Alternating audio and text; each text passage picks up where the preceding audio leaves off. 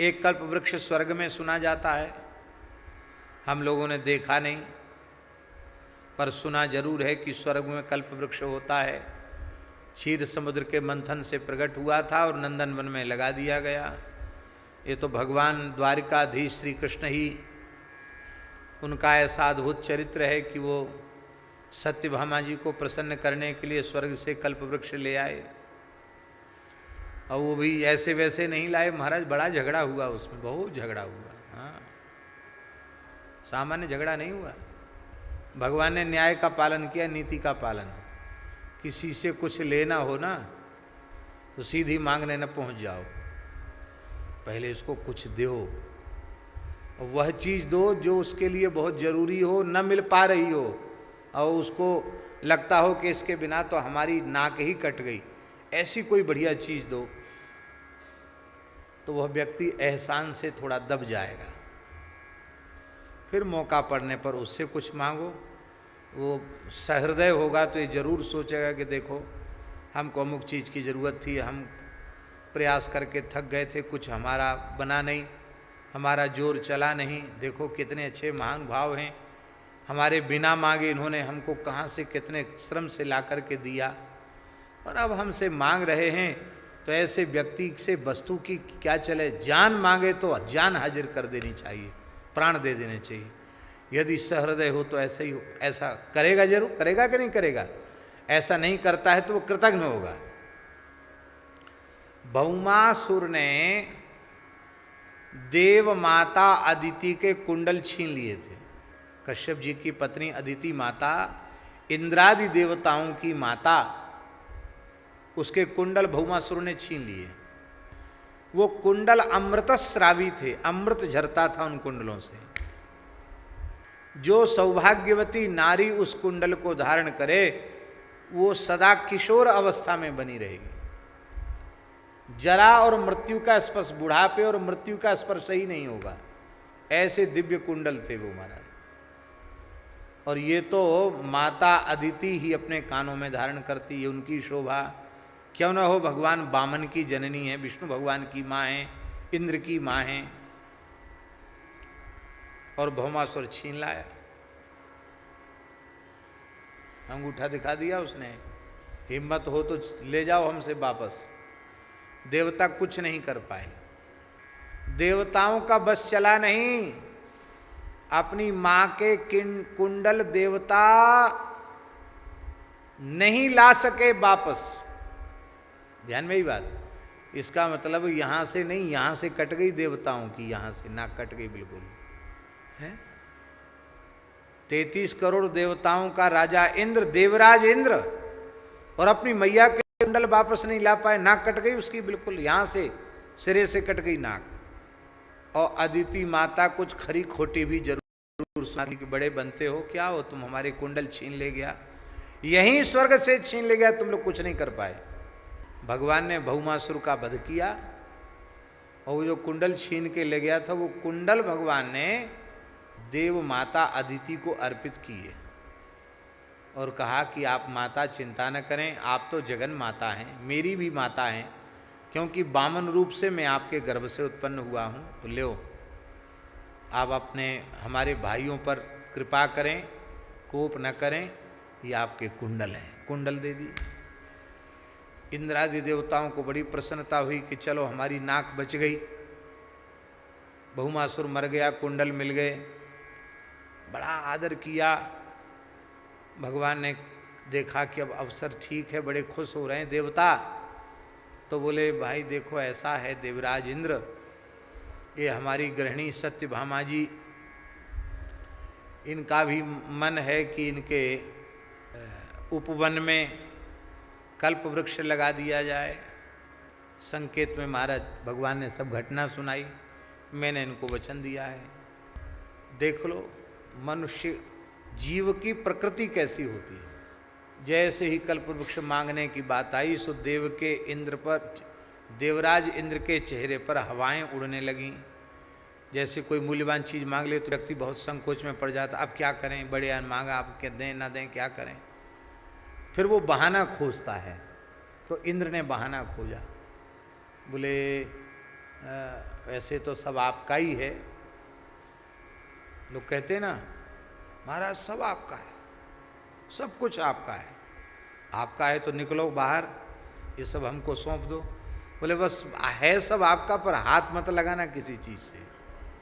सब आपका है पर हाथ मत लगा देना, सब है हमारा। प्रायः लोग झूठे ही बोलते हैं, सच्ची बात कोई नहीं बोलता है।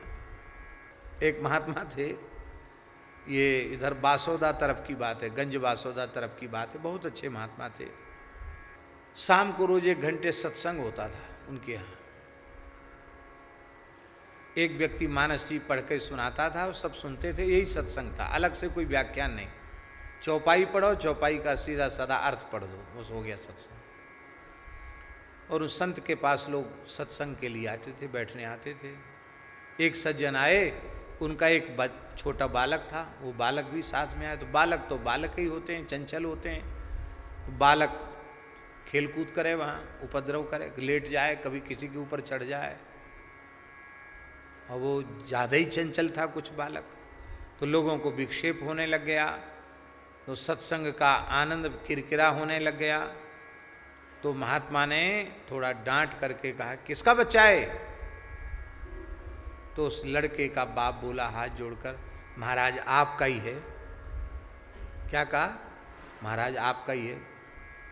मान गए बच्चे, थोड़ी आंख निकाल के बोले, बड़े बड़े जटा थे, हे बच्चे शांत बैठ। उसने एक बार तो अपने पिता की ओर देखा कि पिताजी कुछ समाधान करेंगे, पर पिताजी बोले ही नहीं। तो बच्चा रुआंसा सा होके चुप बैठ गया। उसने सोचा कि यहाँ मेरा कोई हिमायती नहीं है, बेचारा चुप होके बैठा। कथा पूरी हो गई, शांत बैठा रहा बच्चा। और जब कथा के बाद वो जाने लगा बच्चा, तो महात्मा ने हाथ पकड़ लिया बच्चे का। तो अब तक तो बेचारो सांस रोक के बैठो बालक। अब जैसी महात्मा ने हाथ पकड़ा, सो बड़ी जोर से चिल्लाया, बड़ी जोर से रोया वो बालक, चिचियाए के रोया। तो सब लोगों ने कहा अरे महाराज, एक तो पिता ने कहा, बच्चे के पिता ने, कि एक तो छोटे बच्चे को इतनी जोर से नहीं डांटना चाहिए, देखो कितना डर गया बच्चा, और आपने हाथ पकड़ लिया, देखो कितना रो रहा है। तो भी महात्मा बोले भाई देखो, हमने अभी थोड़ी देर पहले पूछा था कि किसका बच्चा है, तो तुमने इतने सब लोगों के बीच में कहा आपका है। तो जब हमारा है तो हमारे पास रहेगा, चाहे रो के रहे चाहे गा के रहे, कैसे भी रहे, वो हमारा बच्चा हमारे पास रहेगा। हमारे बच्चे को आप ले जाने वाले कौन होते हैं? तो बाप बोला महाराज 10-5 होते तो कुछ सोच भी लेते, एक ही है। बाबा जी को कैसे दे दें एक ही बच्चा? अरे भाई हम देने लेने की बात ही नहीं कर रहे हैं। हमने तुमसे पूछा कि बच्चा किसका है, तो तुमने कहा हाथ जोड़ के आपका है। तो हमारा है तो क्यों ले जा रहे इसको, हमारे पास रहेगा। घबरा गए वो तो। बोले महाराज ऐसा ही कहा जाता है। बोले ये झूठ क्यों बोलते हो फिर? हमने पूछा था किसका बच्चा है, तो तुमको हाथ जोड़कर कहना चाहिए था मेरा बालक है। सीधी बात। तुम सब लोग इसीलिए नीचे गिरते चले जा रहे हो कि भगवान के सामने भी झूठ बोलते हो, गुरु जी के सामने भी झूठ बोलते हो, संतों के सामने भी झूठ बोलते हो। यही तुम्हारे पतन का कारण है। व्यवहार में यदि तुम्हारा घर है तो कहो हमारा घर है, हमारा बेटा है, हमारी बेटी, हमारी बहू, सब कहो हमारा है। पर भीतर से यह मानो कि हमारा नहीं है, सब भगवान का है, सब गुरु जी का है, सब संतों का। ये तो उचित हुआ। अब भीतर से तो माने बैठे हो कि सब हमारा है, और खाली मुंह से बोल रहे हो कि आपका है, तो ये दोहरा व्यवहार नहीं चलेगा। क्योंकि निर्मल मन जन सो मोहि पावा, मोहि कपट छल छिद्र न भावा। तो लोग कहने वाले ऐसे ही कह देते हैं कि सब आपका है, पर हाथ मत लगाना। देवराज इंद्र ने भी यही किया। बोले वैसे है तो प्रभु सब आपका ही, लेकिन आप बुरा ना माने तो एक बात कहूँ। हाँ जरूर कहो। देखो आपकी गृहिणी रूस गई सत्यभामा जी, उनको मनाने के लिए आप कल्प वृक्ष लगाना चाहते हैं। और हमारी गृहिणी इंद्राणी वो कल्प वृक्ष के पुष्पों से अपनी वेणी का श्रृंगार करती हैं। कहीं वो रूस गई तो आपकी अनुमति हो तो मैं अपनी गृहिणी से पूछ लूं। भगवान हंसने लगे। भगवान ने कहा गृहस्थ को अपनी पत्नी से पूछना भी चाहिए, कोई बात नहीं, पूछ लो। अब इंद्र का मन होता तो सची तुरंत कह देती कि हाँ हाँ ले जाओ, कोई बात नहीं। पर इंद्र की भाव भंगिमा से वो पतिव्रता समझ गई कि ये देना नहीं चाहते हैं। माताओं में बड़ा भारी विज्ञान होता है। यहाँ तो कोई भीड़ नहीं है माताओं की, एक ही माता जी हैं भगवान की दया से। लॉकडाउन का समय है, एक ही जसोदा मैया बैठी है यहाँ, बाकी तो सब ठाकुर जी के सेवक यहाँ विराजमान हैं। तो महाराज माताओं में एक बड़ी भारी विशेषता होती है, ये पुरुष के भाव को बहुत जल्दी पढ़ लेती हैं। पुरुष नहीं पढ़ पाता, ये इनको इतनी शक्ति स्वरूपा है ना, तुरंत पढ़ लेती हैं। वो इंद्राणी ने पढ़ लिया कि ये देना नहीं चाहते हैं, तो इंद्राणी ने तुरंत तुनक करके कहा, तुनक ना जानते ना, तुनक करके कहा इंद्राणी ने, अरे हम स्वर्ग के देवता हैं, ये स्वर्ग की संपत्ति मनुष्य के भोगने के लिए है क्या? मरण धर्मा मनुष्य इसको भोगने के अधिकारी नहीं है। बगल में ही बैठी थी इंद्राणी, कह दिया उन्होंने। भगवान कुछ नहीं बोले, कहिए आप सलाह हो गई? बोले ये मने कर रही हैं, कहती स्वर्ग की संपत्ति धरती के मरण धर्मा मनुष्य नहीं भोग सकते, ये मने कर रही हैं। वाह जी वाह, कुंडल ले लिए तब तो खूब हाँ कर रही, और अब कल्प वृक्ष के लिए मने कर रही। अरे विचार तो करना चाहिए, कल्प वृक्ष बनाया किसने? क्षीर समुद्र बनाया किसने? हमारी वस्तु आपके पास है और हम अपनी वस्तु मांग रहे हैं, ये तो हमारी भलमनसाई थी कि हम कहते हैं कि भाई दे दो। सब कुछ भगवान का है, ये बात जब जानता है इंद्र, तो भगवान की वस्तु भगवान को देने में क्या परेशानी थी? कल्प वृक्ष किसने बनाया? स्वर्ग किसने बनाया? चिंतामणि किसने बनाई? भगवान हंसने लगे, बोले तुम्हारे जैसे खूसट से, ऐसा समझो, यदि शब्द तो एकदम देहाती जैसा है, लेकिन चलो आ गया मुंह पे तो कह दिया।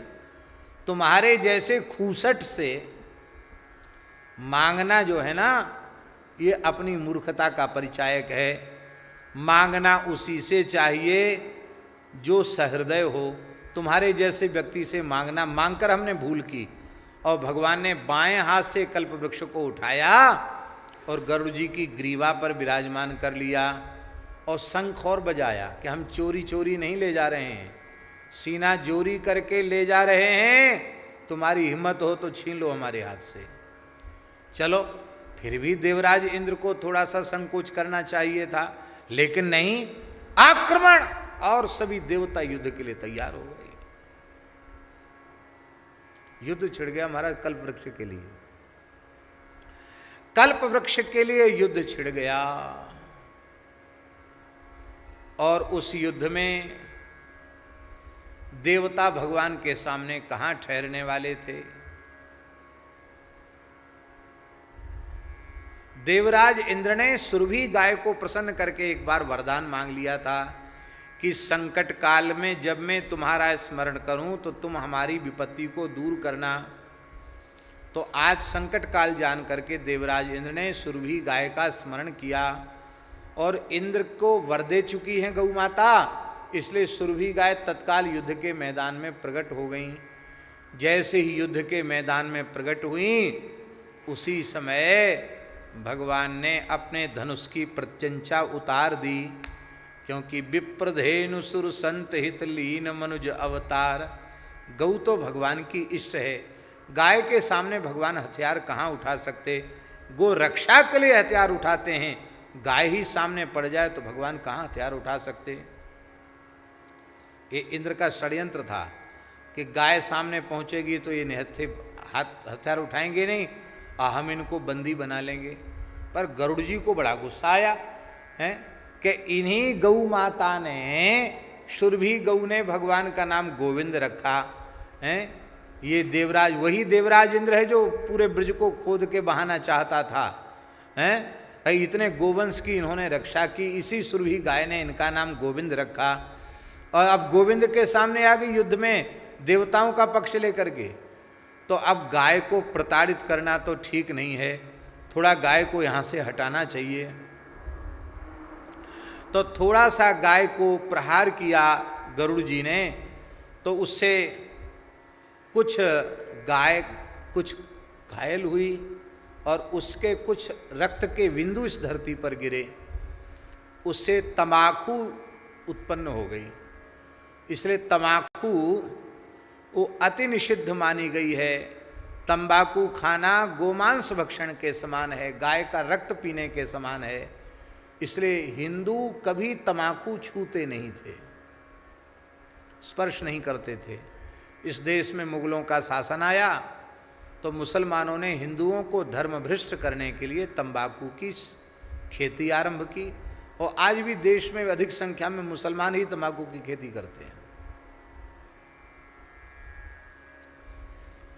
और जहाँ तंबाकू की पत्ती सुखाई जाती है उसी में डोलडाल भी करे आते हैं, लघुशंका भी उसी में करे आते हैं। हाँ, अब आपकी हमारी बात सुन के आपको हंसी आ रही, हंसो चाहे भले ही, लेकिन सही बात है। हम सर्वथा सत्य बोल रहे हैं।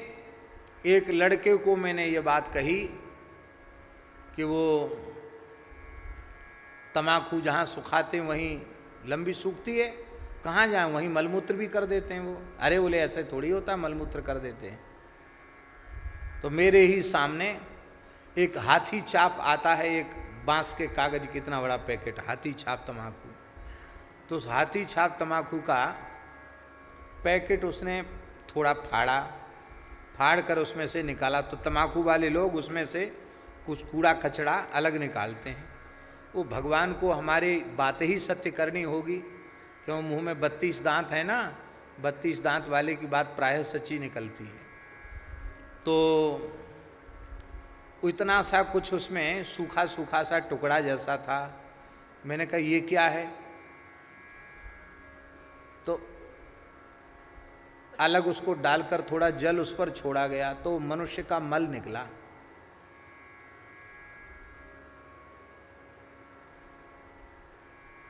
हम बिल्कुल सत्य बोल रहे हैं, अपनी आंखों से देखी घटना। सूखी विष्टा निकली वो।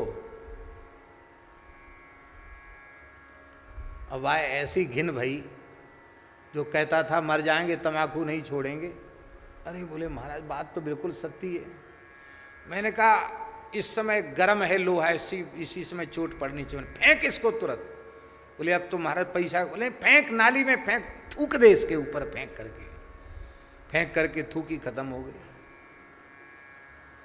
हमारे खाक चौक में एक महात्मा रहते थे, गोमती शरण जी, बहुत अच्छे महात्मा थे, भोले भाले महात्मा थे, और महाराज जी उनसे हंसी करते रहते थे। गोमती शरण जी को देखा ना?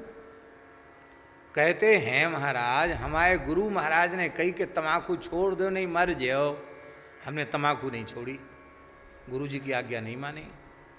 डॉक्टर ने कही मर जाओ, पर हमने तंबाकू नहीं छोड़ी।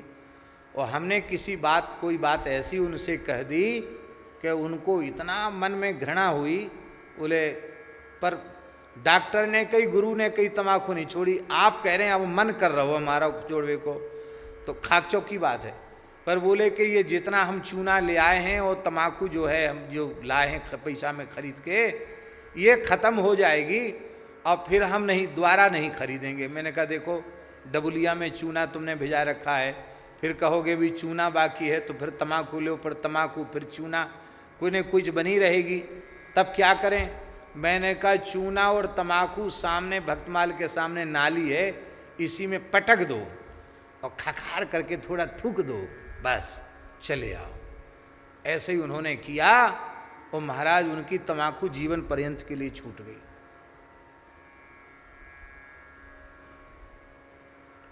तंबाकू नहीं खानी चाहिए, न तंबाकू खाना चाहिए न पीना चाहिए। पता नहीं इनको रामतीर्थदास जी को पता होगा, सिख परंपरा में तंबाकू खाने पीने का बड़ा निषेध उनके धर्म ग्रंथों में किया गया। आज भी जो सच्चे सिख सरदार होते हैं वो तंबाकू नहीं छूते हैं।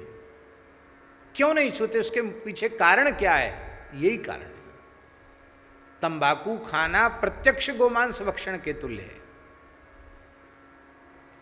तंबाकू खाने पीने वाले ब्राह्मण को मंत्र सिद्धि नहीं होती, ये पूज्य धर्म संघ वाले गुरुजी कहते थे। मंत्र सिद्धि भी होगी तो चली जाएगी, मंत्र सिद्धि नहीं होगी उसको। हाँ, अशुद्ध तंत्र मंत्र भले ही सिद्ध हो जाएं, पर सात्विक देवी देवताओं के पवित्र मंत्र कभी सिद्ध नहीं होंगे। जो तंबाकू खाता उसको मंत्र सिद्धि नहीं होती, गुरुजी कहते थे। तो ये बात तो चलो आ गई। और भी कहते हैं कि गाय के कान से भी कुछ मल गिरा, उससे बैगन उत्पन्न हो गया, इसलिए बैगन भी भोग लगना निषिद्ध है।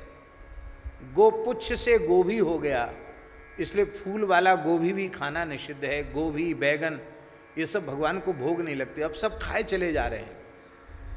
क्यों? धर्मशास्त्रों में श्रद्धा नहीं रह गई। पद्म पुराण में लिखा है, यो भक्षेत वृंताकम तस्य दूर तरो हरि। जो बैगन खाता है उससे भगवान दूर रहते हैं। एक बार बैगन खा लेने के बाद उसका संस्कार शरीर में 27 दिन तक रहता है। 27 दिन के भीतर मृत्यु हो जाए तो वो पुण्यात्मा व्यक्ति भी नरक चला जाएगा बैगन के दुष्प्रभाव से। पर उसमें भी थोड़ा सा भेद लोग खोज लेते हैं। शास्त्रों में 2 तरह के वचन मिलते हैं कि वृंताका का निषेध जहाँ है वह श्वेत वृंताक का निषेध है। सफ़ेद बैगन नहीं खाना चाहिए। शालिग्राम जी के जैसा एकदम चमकता हुआ काला कलूटा हो तो भोग लगाया जा सकता है, ऐसा भी कुछ लोग कहते हैं। पर मैं नहीं कह रहा हूँ, मैं प्रार्थना कर रहा हूँ कि जो निषिद्ध वस्तु है उसको नहीं ही खाओ। तो क्या तुम्हारा घाटा हो जाएगा? मर जाओगे क्या? नहीं खानी तो मत खाओ। तो इतने कष्ट से कल्प वृक्ष भगवान लेकर के आए। हाँ, फिर क्या हुआ? देवताओं ने घेर कर भगवान को बंदी बनाना चाहा, तो भगवान के वाहन पक्षीराज गरुड़ जी ने ऐसी हवा चलाई अपने पंखों से कि जैसे सूखे पत्ता उड़ते हैं, ऐसी सूखे पत्ते के समान ऐरावत उड़ने लग गया। इंद्र कहीं उड़ रहे, ऐरावत कहीं उड़ रहे। अब देवताओं को भारी लज्जा हुई कि जिनके वाहन के पवन से हम लोग सूखे पत्ते के जैसे आसमान में उड़ रहे हैं, उनसे हम लड़ेंगे क्या? युद्ध क्या करेंगे? बिसरी सकल युद्ध के इच्छा, और भगवान कल्प वृक्ष लेके आए, सत्यभामा जी के आंगन में लगा दिया। कब तक? जब तक भगवान ने द्वारिका लीला की। और जैसी द्वारिका लीला का संवरण किया तो कल्प वृक्ष फिर नंदन वन में स्वर्ग में चला गया। आप लोग कहेंगे, आप कहते थे हम संक्षेप में कहेंगे, इतनी लंबी पुराण की कथा कह दी आपने। अरे भाई, कल्प वृक्ष की बात तो कहनी पड़ेगी। कहते बिलसती मही कल्प बेली मुद मनोरथ परित। पहले इतने कष्ट से देवताओं को कल्प वृक्ष मिला और भगवान को भी कल्प वृक्ष लाने में इतनी परेशानी हुई, वो भी सीमित समय तक के लिए आया, फिर स्वर्ग का कल्प वृक्ष स्वर्ग में चला गया। लेकिन इस धरती का प्रत्यक्ष कल्प वृक्ष तो श्री गंगा जी हैं। गंगा जी का सेवन करके जो चाहोगे सो मिल जाएगा। कल्प वृक्ष नहीं, ये तो क्या करें, अगतिक गति है कवियों के पास, कल्प वृक्ष से बढ़ करके हैं। कल्प वृक्ष स्वर्ग का वैभव दे सकता है, धरती के वैभव दे सकता है, ज्ञान नहीं दे सकता, वैराग्य नहीं दे सकता, भक्ति नहीं दे सकता। गंगा जी ज्ञान, वैराग्य, भक्ति तीनों देने वाली हैं, भगवान को प्रदान कर देने वाली हैं। इसलिए कल्प वृक्ष से बढ़कर हैं गंगा जी। बिलसती मही कल्प वेली मुद मनोरथ फरित। हे गंगा जी, आप इस धरती का कल्प वृक्ष हैं, कल्प वृक्ष के रूप में आप सुशोभित हो रही हैं। कल्प लता के समान आप सुशोभित हो रही हैं। और हे भगवती, मुद और मनोरथ, मुद किसको कहते हैं? भीतरी आनंद को मुद कहते हैं। भीतरी आनंद आत्मानंद है, ब्रह्म सुख है। उस आत्मानंद को आप देने वाली हो और समस्त मनोरथों को पूर्ण करने वाली हो। सोहन सोहत शशि धवल धार, सुधा सलिल भरित। चंद्रमा के समान धवल धार आपकी बड़ी शोभायमान हो रही है। ये चंद्रमा की उपमा तुलसीदास जी इसलिए दे रहे हैं कि जैसे चंद्रमा में आह्लाद गुण होता है, ऐसे ही श्री गंगा जी में भारी आह्लाद का गुण है। बहुत आनंद श्री गंगा जी देती हैं। सुधा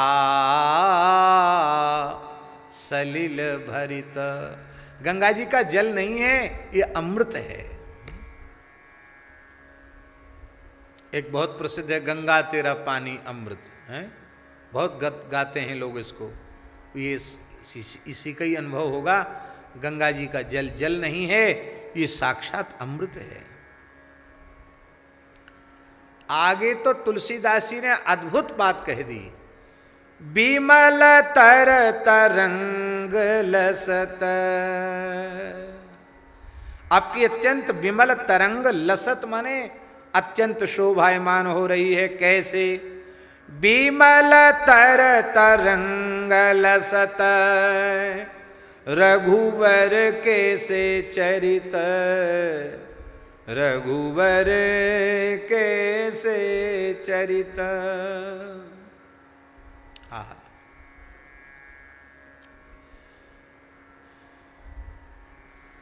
भगवान श्री राम का जैसा कली कल्मषहारी, भुवन कोश ब्रह्मांड पावनकारी, अति निर्मल चरित्र है, ऐसे ही गंगा जी आपकी निर्मल धारा है? राम जी जैसे राम जी के चरित्र में एक एक तरंग भाव की कैसी अद्भुत है, अनुपम है, ऐसे ही आपके जल की एक एक तरंग, एक एक लहर बड़ी अद्भुत है, बड़ी अनुपम है। रामचरित्र के समान निर्मल तरंगे हे गंगा जी आप में उठ रही हैं, आप निरंतर तरंगायित हो रही हैं। हे भगवती, यदि आप धरती पर न होती तो पता नहीं कलयुग क्या करता। ध्यान में ही बात।